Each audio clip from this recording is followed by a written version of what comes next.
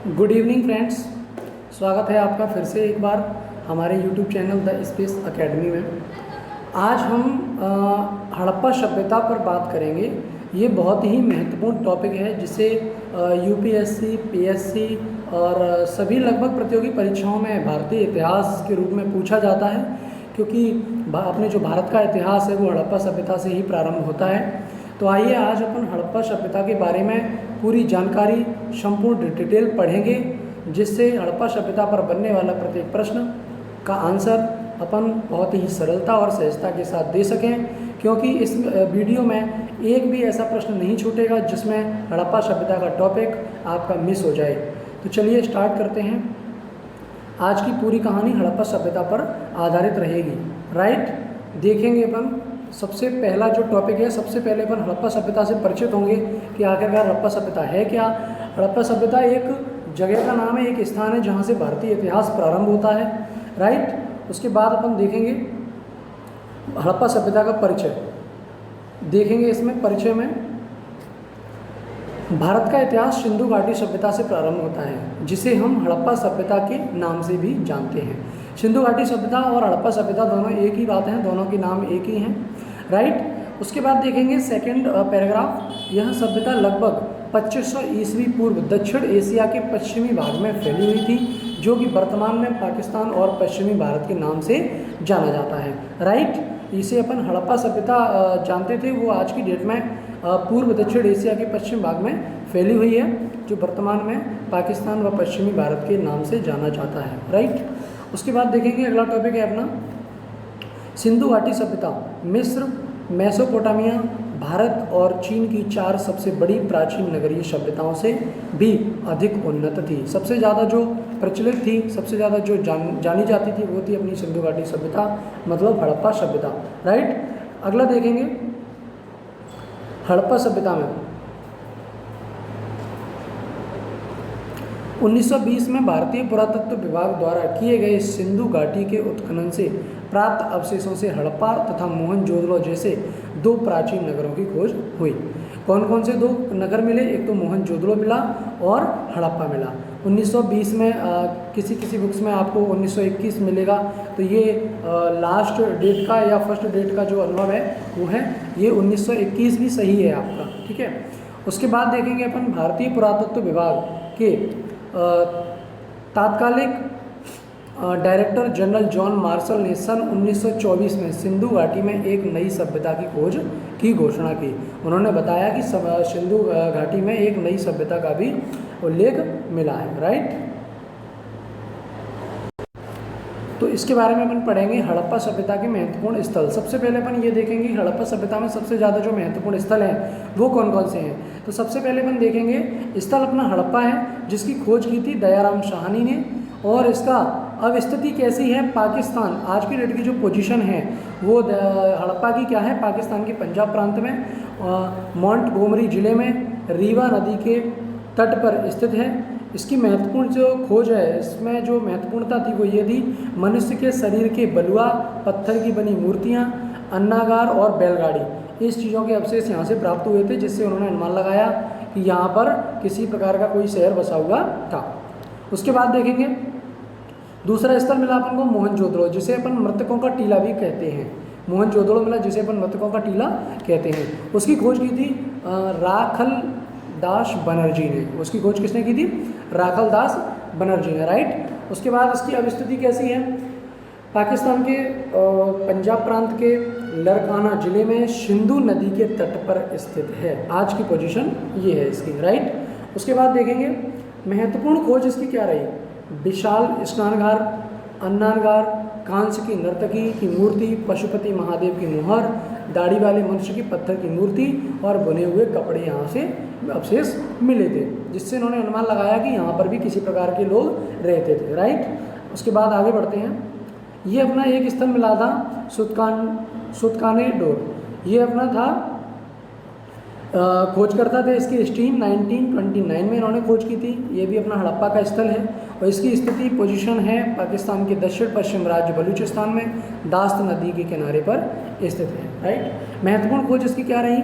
हड़प्पा और बेबीलोन के बीच व्यापार का केंद्र बिंदु रहा था, राइट। उसके बाद देखेंगे एक अपना आता है चन्हू दड़ो में खोज करता थे इसके NG मजूमदार, इन्होंने 1931 में इसकी खोज की थी और इसकी पोजीशन है आज की डेट में सिंधु नदी के तट पर सिंध प्रांत में स्थित है, राइट। चन्हू दड़ो नाम से जाना जाने वाला शहर, राइट। महत्वपूर्ण खोज इसकी क्या थी, मन के बनाने की दुकान का जो अवशेष है वो मिले और बिल्ली का पीछा करते हुए कुत्ते के पद चिन्ह भी मिले, राइट। उसके बाद देखेंगे अगला स्थल मिला इनको आमरी, जो भी अपना हड़प्पा का ही स्थल है। खोज करता था इसके NG मजूमदार, जिन्होंने खोज की थी 1935 में। अब स्थिति है इसकी सिंधु नदी के तट पर, राइट। महत्वपूर्ण खोज है इसकी हिरण के साक्ष्य मिले यहाँ से अपन को क्या मिला, हिरण के साक्ष्य मिले। उसके बाद देखेंगे एक स्थल मिला अपन को कालीबंगन के जो खोज करता थे वो उन्होंने की थी घोष नाम से 1953 में। अब स्थिति है इसकी राजस्थान के घग्गर नदी के किनारे स्थित है। महत्वपूर्ण खोज थी इसकी अग्नि वेदिकाएँ, ऊँट की हड्डियाँ और लकड़ी का हल, राइट। नेक्स्ट क्वेश्चन देखेंगे लोथल, एक शहर ये भी मिला था हड़प्पा का, लोथल। खोज करता थे इसके R राव 1953 में। अब स्थिति है इसकी गुजरात में कैम्बे की कड़ी के नज़दीक भोगवा नदी के किनारे पर स्थित है, राइट। महत्वपूर्ण खोज मिली थी इसकी मानव निर्मित बंदरगाह, गोदीवाड़ा, चावल की भूसी, अग्नि देविकाएँ, शतरंज का खेल, ये यहाँ से महत्वपूर्ण खोजकर्ताओं को मिला। अगला देखेंगे सुरकोतदा भी एक जगह है। खोज करता था इसके JP जोशी 1964 में। अब स्थिति रही इनकी गुजरात। महत्वपूर्ण खोज इनकी घोड़े की हड्डियाँ एवं मन के, राइट। देखेंगे सबसे पहले इनके जो खोजकर्ता हैं वो अपन को मिल गए, ये JP जोशी। अब स्थिति है इनकी गुजरात, राइट। महत्वपूर्ण जो वो थी वो इनकी ये हो गई घोड़ों की हड्डियाँ, और इसका स्थान का नाम है अपना सुरकोतदा, राइट। उसके बाद देखेंगे स्थल एक मलावरा बनावली में क्या है, RS बिष्ट ने इसकी खोज की थी 1974 में। अब स्थिति है हरियाणा के हिसार जिले में स्थित है। महत्वपूर्ण खोज है इसकी मन के, जौ, हड़प्पा पूर्व और हड़प्पा संस्कृतियों के साक्ष्य भी यहाँ से प्राप्त हुए हैं, राइट। अगला देखेंगे धौलावीरा भी यहाँ का एक स्थान है हड़प्पा का, ये अपन को RS बिष्ट ने ही खोज करके दिया था 1985 में। अब स्थिति है गुजरात में कच्छ के रण में स्थित है। उसका जो महत्वपूर्ण जो खोज है वो है जल निकास प्रबंधन, यहाँ से अपन को जल निकास प्रबंधन की प्रणाली मिली और जलकुंड, राइट। उसके बाद अब अपन प्रारंभ करेंगे सिंधु घाटी सभ्यता के चरण, कि सिंधु घाटी सभ्यता कितने चरणों में विभाजित है। तो देखेंगे सिंधु घाटी सभ्यता 3 चरण में विभाजित है। नंबर 1 आता है अपना प्रारंभिक हड़प्पाई सभ्यता 3300 ईसा पूर्व से 2600 ईसा पूर्व तक, ये अपना आता है। उसके बाद आता है परिपक्व हड़प्पाई सभ्यता 2600 ईसा पूर्व से 1900 ईसा पूर्व तक। उसके बाद आता है अपना उत्तर हड़प्पाई सभ्यता 1900 ईसा पूर्व से 1300 ईसा पूर्व तक। अब इनके बारे में अपन पूरी डिटेल पढ़ेंगे, वीडियो को आगे देखेंगे। सबसे पहले अपन देखेंगे प्रारंभिक हड़प्पाई चरण। प्रारंभिक हड़प्पाई चरण हाकरा चरण से संबंधित है, जिसे घग्गर हाकरा नदी घाटी में चिन्हित किया गया है, ठीक है, मेन पॉइंट है। उसके बाद नेक्स्ट पॉइंट देखेंगे दूसरा, हड़प्पाई लिपि का प्रथम उदाहरण लगभग 3000 ईसा पूर्व के समय का मिलता है। हड़प्पाई लिपि का जो प्रथम उदाहरण है वो लगभग 3000 ईसा पूर्व के समय का मिलता है। पॉइंट नंबर 3 देखेंगे, इस चरण की विशेषताएं एक केंद्रीय इकाई का होना तथा बढ़ते हुए नगरीय गुण थे। इस चरण की जो सबसे ज़्यादा जो महत्वपूर्ण विशेषताएं थी वो ये थी, एक तो केंद्रीय इकाई का होना, दूसरा बढ़ते हुए नगरीय गुण, राइट। चौथा पॉइंट देखेंगे, व्यापार क्षेत्र विकसित हो चुका था और खेती के साक्ष्य भी मिले हैं। उस समय मटर, तिल, खजूर, रुई आदि की खेती होती थी। इसके उन्होंने साक्ष्य मिले हैं, जिसके कारण उन्होंने अनुमान लगाया है कि व्यापार क्षेत्र विकसित हो चुका था और खेती के साक्ष्य भी मिले थे और इस तरीके की फसलें वहाँ पर हो रही थी, राइट। अगला देखेंगे, कोट दीजी नामक स्थान परिपक्व हड़प्पाई सभ्यता के चरण को प्रदर्शित करता है। एक स्थान है कोट दीजी नामक स्थान, ठीक है, ये परिपक्व हड़प्पाई सभ्यता के चरण को प्रदर्शित करता है। अगला क्वेश्चन है अपना 2600 ईसा पूर्व तक सिंधु घाटी सभ्यता अपनी परिपक्व अवस्था में प्रवेश कर चुकी थी। परिपक्व अवस्था में प्रवेश कर चुकी थी 2600 ईसा पूर्व तक, राइट। उसके बाद देखेंगे अगला पॉइंट, परिपक्व हड़प्पाई सभ्यता के आने तक प्रारंभिक हड़प्पाई सभ्यता बड़े बड़े नगरीय केंद्रों में परिवर्तित हो चुकी थी, जैसे हड़प्पा और मोहनजोदड़ो वर्तमान पाकिस्तान में तथा लोथल जो कि वर्तमान में भारत के गुजरात राज्य में स्थित है। इस तरीके से उन्होंने अनुमान लगाया था कि परिपक्व हड़प्पाई सभ्यता के आने तक प्रारंभिक हड़प्पाई सभ्यता बड़े बड़े नगरीय केंद्रों में परिवर्तित हो चुकी थी। राइट। चौथा पॉइंट देखेंगे, सिंधु घाटी सभ्यता के क्रमिक पतन का आरंभ 1800 ईसा पूर्व से माना जाता है। उनका जो पतन का जो आरंभ है वो हो गया था 1800 ईसा पूर्व से। उसके बाद देखा जाता है 1700 ईसा पूर्व तक आते आते हड़प्पा सभ्यता के कई शहर समाप्त हो चुके थे। राइट। उसके बाद देखेंगे, परंतु प्राचीन सिंधु घाटी सभ्यता के बाद की संस्कृतियों में भी इसके तत्व देखे जा सकते हैं। हालांकि वो चीज़ समाप्त हो चुकी है, लेकिन उसके बाद भी प्राचीन सिंधु घाटी सभ्यता के बाद संस्कृतियों में भी इसके तत्व देखे जा सकते हैं। राइट। कुछ पुरातात्विक आंकड़ों के अनुसार उत्तर हड़प्पा काल का अंतिम समय 1000 ईसा पूर्व से 900 ईसा पूर्व तक बताया गया है। उसके बाद देखेंगे नगरीय योजना एवं विन्यास। अपना मुख्य जो टॉपिक है, मुख्य जो बिंदु है वो ये है नगरीय योजना एवं विकास। तो इसमें सबसे मुख्य बिंदु ये देखा जाएगा पहले नंबर का, हड़प्पाई सभ्यता अपनी नगरीय योजना प्रणाली के लिए जानी जाती है। हड़प्पाई जो सभ्यता है वो अपनी नगरीय योजना प्रणाली के लिए जानी जाती है। नंबर 2, मोहनजोदड़ो और हड़प्पा के नगरों में अपने अपने दुर्ग थे जो नगर के कुछ ऊंचाई पर स्थित होते थे, जिसमें अनुमानित उच्च वर्ग के लोग निवास करते थे। दुर्ग एक टीला टाइप से होता है, किला टाइप से होता है जिसमें लोग निवास करते हैं। तो इसमें आप बिल्कुल कंफ्यूज ना हो कि दुर्ग क्या है। और तीसरा पॉइंट देखेंगे, दुर्ग से नीचे सामान्यतः ईंटों से निर्मित नगर होते थे जिनमें सामान्य लोग निवास करते थे। राइट। दुर्गों के जस्ट नीचे सामान्यतः ईंटों से निर्मित छोटे छोटे नगर बनाए जाते थे जिनमें सामान्य लोग निवास करते थे। राइट। उसके बाद देखेंगे हड़प्पा सभ्यता की एक ध्यान देने योग्य बात यह भी है कि इस सभ्यता में ग्रिड प्रणाली मौजूद थी, जिसके अंतर्गत सड़कें एक दूसरे को समकोण पर काटती थी। ग्रिड प्रणाली मतलब 90 डिग्री एंगल पर सड़कों का निर्माण किया जाता था। पांचवा पॉइंट देखेंगे, अन्न भंडारणों का निर्माण हड़प्पा सभ्यता के नगरों की प्रमुख विशेषता थी।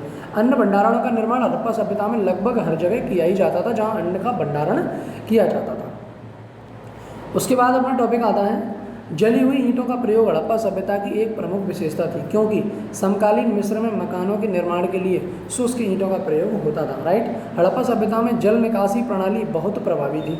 अच्छा, सबसे पहले ये देखेंगे अपन कि हड़प्पा सभ्यता में जो ध्यान देने योग्य बात है वो ये है। सेकंड पॉइंट देखो, आप नोट करो इसको।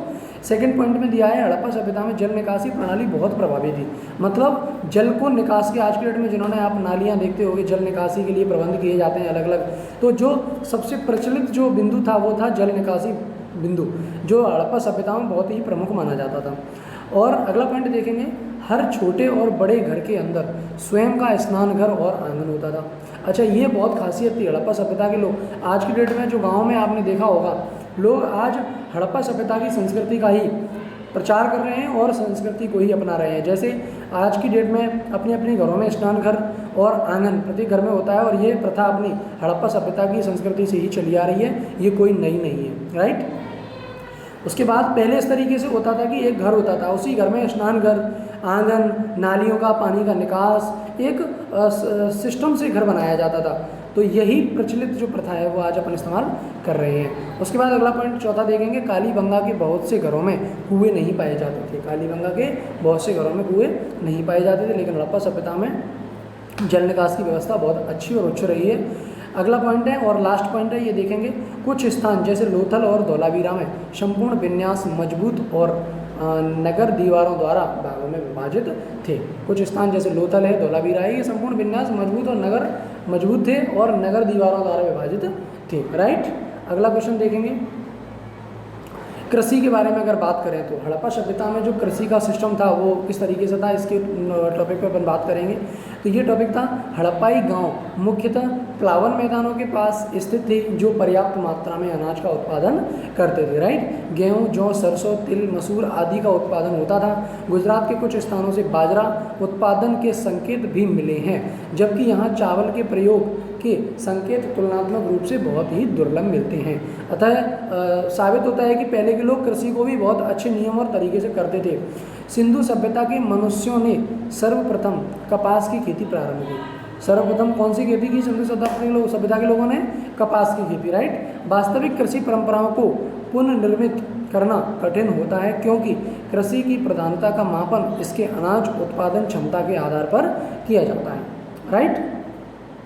अगला टॉपिक देखेंगे, मोहरों और टेराकोटा की मूर्तियों पर सांड के चित्र मिले हैं तथा पुरातात्विक खुदाई से बैलों से जुते हुए खेत के भी साक्ष्य मिले हैं। ये इतिहासकारों के द्वारा पता लगाया गया फंडा है जिसे आप लोग आज अपने इतिहास में पढ़ रहे हैं, देख रहे हैं और उस इतिहास को, कुछ इतिहास की संस्कृतियों को आज आप फॉलो भी कर रहे हैं। सेकंड पॉइंट देखेंगे, हड़प्पा सभ्यता के अधिकतम स्थान अर्ध शुष्क क्षेत्रों से मिले हैं जहाँ खेती के लिए सिंचाई की आवश्यकता होती थी।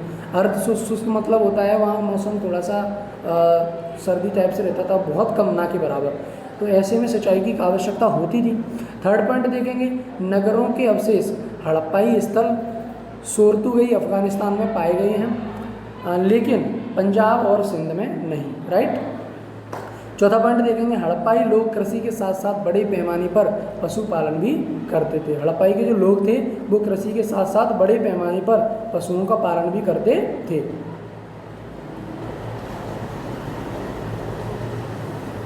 उसके बाद देखेंगे, घोड़े के साक्ष्य सूक्ष्म रूप में मोहनजोदड़ो और लोथल की एक संशय युक्त टेराकोटा की मूर्ति से मिले हैं। हड़प्पाई संस्कृति किसी भी स्थिति में अश्व केंद्रित नहीं थी, राइट। अगला क्वेश्चन देखेंगे, अब आते हैं अपन हड़प्पा सभ्यता की अर्थव्यवस्था पर। अर्थव्यवस्था कैसी रही? अनगिनत संख्या में मिली मोहरें, एक समान लिपि, वजन और मापन की विधियों से सिंधु घाटी सभ्यता के लोगों के जीवन में व्यापार के महत्व के बारे में पता चलता है कि वो लोग व्यापार करते थे, क्योंकि वहाँ से कुछ इस तरीके के साक्ष्य मिले हैं जिनसे आज अपन अनुमान लगा सकते हैं कि भाई वहाँ पे उस तरीके के साक्ष्य हैं। जैसे मैं आज आपको एक साधारण उदाहरण दे देता हूँ कि जैसे किसी मकान या खंडर को फोड़ दिया जाए और उसके नीचे आपको कुछ पेपर, पेन, कलम ये मिलते हैं, तो आप एक इतिहासकार हैं तो आप क्या अनुमान लगाएंगे कि यहाँ पहले या तो किसी प्रकार का कोई ऑफिस था या किसी प्रकार की शिक्षा संबंधी कार्य होता था, या स्कूल हो सकता था, या विद्यालय या महाविद्यालय, इस तरीके का आप अनुमान लगा रहे हैं क्योंकि आप एक इतिहासकार हैं और आपका यह काम है। ऐसे ही अपने इतिहासकारों ने इस तरीके से पता लगाया है, तो उससे पता चला है कि वहाँ पहले के लोग अर्थव्यवस्था की अर्थव्यवस्था का पता इस तरीके से चला कि वहाँ पर इस तरीके की साक्ष्य अपन को मिले। उसके बाद आता है, हड़प्पाई लोग पत्थर, धातुओं, सीप और शंख का व्यापार करते थे। इस तरीके के साक्ष्य अपन को हड़प्पा सभ्यता से मिले हैं। धातु मुद्रा का प्रयोग नहीं होता था, व्यापार की वस्तु विनिमय प्रणाली मौजूद थी, राइट। अरब सागर के तट पर उनके पास कुशल नौवहन प्रणाली भी मौजूद थी। कुशल नौवहन प्रणाली भी मौजूद थी, मतलब नाव के तरीके से जैसे माल का आवागमन करना। उसके बाद आता था, उन्होंने उत्तरी अफगानिस्तान में अपनी व्यापारिक बस्तियां स्थापित की थी जहां से प्रामाणिक रूप से मध्य एशिया से सुगम व्यापार होता था। सेकंड पॉइंट है अपना, दजला फरात नदियों की भूमि वाले क्षेत्र से हड़प्पा वासियों के वाणिज्यिक संबंध भी थे। उसके बाद आता है अपना, हड़प्पाई प्राचीन लेपिस लाजुली मार्ग से व्यापार करते थे जो संभवतः उच्च लोगों की सामाजिक पृष्ठभूमि से संबंधित होता था। उसके बाद देखेंगे अपन शिल्पकला। हड़प्पाई कांस्य की वस्तुएं निर्मित करने की विधि उसके उपयोग से भली भांति परिचित थे। शिल्पकलाएँ, ये कलाएं हैं जैसे किस तरीके से बनाना है। जैसे हड़प्पाई कांस्य की जो वस्तुएं हैं निर्मित करने के लिए उनके पास अलग से विधि थी, उसके उपयोग से भी भली भांति वो परिचित थे। तांबा राजस्थान की खेतड़ी खान से प्राप्त किया जाता था और टिन अनुमानत अफगानिस्तान से लाया जाता था। बुनाई उद्योग में प्रयोग किए जाने वाले ठप्पे बहुत सी वस्तुओं पर पाए गए हैं। जिस तरीके से बुनाई उद्योग चलते थे, बड़ी बड़ी ईंट निर्मित संरचनाओं से राजगिरी जैसे महत्वपूर्ण शिल्प के साथ साथ राजमिस्त्री वर्ग के अस्तित्व का भी पता चलता है, राइट। नेक्स्ट देखेंगे, हड़प्पाई नाव बनाने की विधि, मनका बनाने की विधि, मोहरें बनाने की विधि से भली भांति परिचित थे। टेराकोटा की मूर्तियों का निर्माण हड़प्पा सभ्यता की महत्वपूर्ण शिल्प विशेषता थी, राइट। सेकंड पॉइंट देखेंगे, जौहरी वर्ग सोने, चांदी और कीमती पत्थरों से आभूषणों का निर्माण करते थे। जौहरी जो होते थे वो वर्ग, जौहरी वर्ग जो था, जौहरी जो समाज था, जौहरी जो वर्ग था वो सोने, चांदी और कीमती पत्थरों से आभूषणों का निर्माण भी करते थे, राइट। उसके बाद देखेंगे, मिट्टी के बर्तन बनाने की विधि पूर्णतः प्रचलन में थी। वहाँ पे मिट्टी से बर्तन बनाने की जो विधि थी वो पूर्णतः प्रचलित थी, राइट। हड़प्पा वासियों की स्वयं की विशेष बर्तन बनाने की विधियाँ थी। हड़प्पाई लोग चमकदार बर्तनों का निर्माण भी करते थे। उसके बाद अपन बात करेंगे संस्थाएं। सिंधु घाटी सभ्यता से बहुत कम मात्रा में लिखित साक्ष्य मिले हैं जिन्हें अभी तक पुरातत्वविद और शोधार्थियों द्वारा पढ़ा नहीं जा सका है। एक परिणाम के अनुसार सिंधु घाटी सभ्यता में राज्य और संस्थाओं की प्रकृति समझना काफ़ी कठिनाई का कार्य है, राइट, क्योंकि वहाँ से ऐसे कोई ठोस सबूत नहीं मिले हैं कि यहाँ शिक्षा का कोई भी साक्ष्य मिला हो, लेकिन अभी तक पढ़ा नहीं जा सका है। लेकिन इस चीज़ की जानकारी संपूर्ण पुरातत्वविद खोज निकाल रहे हैं और निकाली है।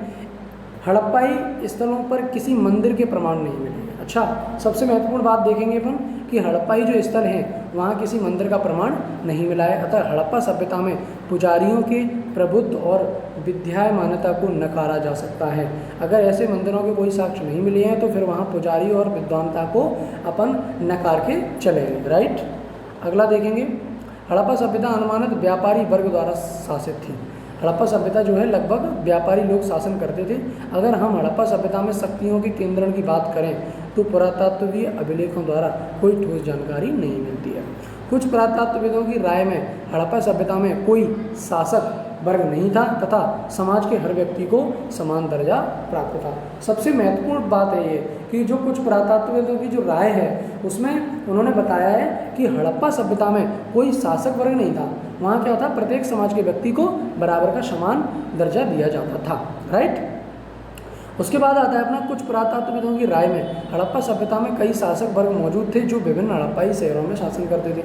अच्छा, कुछ पुरातत्वविदों ने ये भी पता लगाया है कि वहाँ पर शासन चलता था, शासक वर्ग मौजूद भी थे और विभिन्न हड़प्पाई शहरों में शासन करते भी थे, राइट। अगला क्वेश्चन देखेंगे। अब बात आती है धर्म पर कि किस प्रकार धर्म था, नहीं था, किस तरीके से लोग मान्यता करते थे, किस तरीके की लोग पूजा करते थे, किस तरीके की अर्चना करते थे।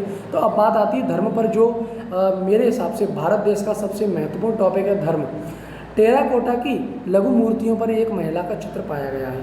इनमें से एक लघु मूर्ति में महिला के गर्भ से उभरते हुए पौधे को दर्शाया गया है, ठीक है। सेकंड पॉइंट आता है, हड़प्पाई पृथ्वी को उर्वरता की देवी मानते थे और पृथ्वी की पूजा उसी तरह करते थे जिस प्रकार मिस्र के लोग नील नदी की पूजा करते हैं, उसी प्रकार से उनकी पूजा की जाती थी। उसके बाद आता है, पुरुष देवता के रूप में मोहरों पर 3 सुरंगी चित्र बनाए गए हैं जो कि योगी की मुद्रा में बैठे हुए हैं, जो कि योगी की मुद्रा में बैठे हुए हैं, राइट। अगला देखेंगे, देवता के एक तरफ हाथी, एक तरफ बाघ, एक तरफ गेंडा और उनके सिंहासन के पीछे भैंसा का चित्र बनाया गया है। उनके पैरों के पास 2 हिरणों के चित्र हैं। चित्रित भगवान की मूर्ति को पशुपति नाथ महादेव की संज्ञा दी गई है, राइट। इस तरीके का चित्र आपने देख लिया, बना के उन्हें किस तरीके का दर्जा दिया गया है, पशुपति नाथ महादेव की संज्ञा दी गई है। उसके बाद देखेंगे, अनेक पत्थरों पर लिंग एवं स्त्री जनन अंगों के चित्र भी पाए गए हैं, राइट। नेक्स्ट क्वेश्चन है अपना, सिंधु घाटी सभ्यता के लोग वृक्षों तथा पशुओं की पूजा किया करते थे।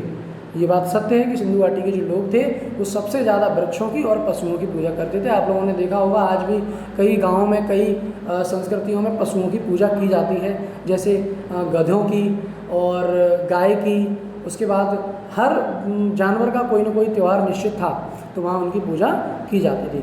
सिंधु घाटी सभ्यता में सबसे महत्वपूर्ण पशु एक सींग वाला गेंडा था। सिंधु घाटी सभ्यता में सबसे ज़्यादा जो महत्वपूर्ण पशु था वो था एक सींग वाला गेंडा, तथा दूसरा महत्वपूर्ण पशु कुबड़ वाला सांड। इन दोनों की बहुत मान्यता थी। अत्यधिक मात्रा में ताबीज भी प्राप्त किए गए हैं, अत्यधिक मात्रा में वहाँ से ताबीज भी प्राप्त किए गए हैं। उसके बाद टॉपिक आता है सिंधु घाटी सभ्यता का पतन।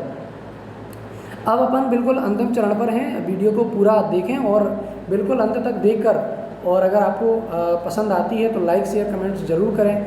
यदि आप किसी अपने टॉपिक पे वीडियो चाहते हैं, जैसे आपका कोई टॉपिक ऐसा है जिसमें आपको कन्फ्यूजन है, उस टॉपिक को अगर आप चाहते हैं कि हमारा लेक्चर उस टॉपिक पे लगे तो आप वो हमें कमेंट बॉक्स में बता सकते हैं। अन्यथा अपने दोस्तों तक इस वीडियो को ज़रूर शेयर करें, जिससे कि जो विद्यार्थी कॉम्पिटिटिव एग्जाम देना चाह रहे हैं या जो विद्यार्थी कंपटीशन की तैयारी कर रहे हैं, यूपीएससी हो, पीएससी हो, स्टेट सिविल सर्विस, तो ये जो टॉपिक है भारतीय इतिहास से रिलेटेड है। भारतीय इतिहास की जो शुरुआत है, उसका जो प्रारंभ है भारतीय इतिहास, वो सिंधु घाटी सभ्यता से ही प्रारंभ होता है। अतः ये बहुत ही महत्वपूर्ण टॉपिक है। तो चलिए देखते हैं सिंधु घाटी सभ्यता का पतन किस प्रकार हुआ। सिंधु घाटी सभ्यता का लगभग 1800 ईसा पूर्व में पतन हो गया था, परंतु उसके पतन के कारण अभी भी विवादित हैं, कुछ पता नहीं चला है। एक सिद्धांत यह कहता है कि इंडो यूरोपियन जनजातियों जैसे आर्यों ने सिंधु घाटी सभ्यता पर आक्रमण कर दिया तथा उसे हरा दिया। इस बारे में कोई ऐसा क्लियर नहीं है, ये सिर्फ एक अनुमान है। तीसरा पॉइंट आता है सिंधु घाटी सभ्यता के बाद की संस्कृतियों में ऐसे कई तत्व पाए गए जिनसे यह सिद्ध होता है कि यह सभ्यता आक्रमण के कारण एकदम विलुप्त नहीं हुई थी। यह अनुमान है। चौथा पॉइंट है दूसरी तरफ से बहुत से पुरातत्वविद सिंधु घाटी सभ्यता के पतन का कारण प्रकृति जानने मानते हैं। राइट। उसके बाद अगला देखेंगे, प्राकृतिक कारण भूगर्भीय और जलवायु संबंधी हो सकते हैं। यह भी कहा जा सकता है कि सिंधु घाटी सभ्यता के क्षेत्र में अत्यधिक विवर्तनिकी विक्षोभों की उत्पत्ति हुई, जिसके कारण अत्यधिक मात्रा में भूकंपों की उत्पत्ति हुई। नेक्स्ट पॉइंट देखेंगे, एक प्राकृतिक कारण वर्षण प्रतिमान का बदलाव भी हो सकता है। राइट। एक अन्य कारण यह भी हो सकता है कि नदियों द्वारा अपना मार्ग बदलने के कारण खाद्य उत्पादन क्षेत्रों में बाढ़ आ गई और उसके कारण अपना हड़प्पा सभ्यता का पतन हो गया। ये सिर्फ एक अनुमान है, इसमें कोई क्लियर कमेंट नहीं किया है किसी ने, तो ये सिर्फ एक अनुमान के आधार पर ही ये इतिहास टिका हुआ है। राइट। इन प्राकृतिक आपदाओं को सिंधु घाटी सभ्यता के पतन का मंद गति से हुआ परंतु निश्चित कारण माना गया है। आज की वीडियो यहीं समाप्त करते हैं, क्योंकि हमने सिंधु घाटी सभ्यता के ऊपर 3 वीडियो लेक्चर दे दिए हैं। लगभग पूरी सिंधु घाटी सभ्यता समाप्त हो चुकी है। उसके बाद भी अगर सिंधु घाटी सभ्यता से रिलेटेड आपको कोई भी क्रॉस क्वेश्चन रह जाता है तो आप उस क्वेश्चन को बेझिझक कमेंट बॉक्स में डालें, जिसके ऊपर हम आपको बहुत अच्छा डिस्क्रिप्शन देंगे, बहुत अच्छा वीडियो देंगे, ताकि आप उसका जो टॉपिक है उसे आप बहुत अच्छे से क्लियर कर सकें।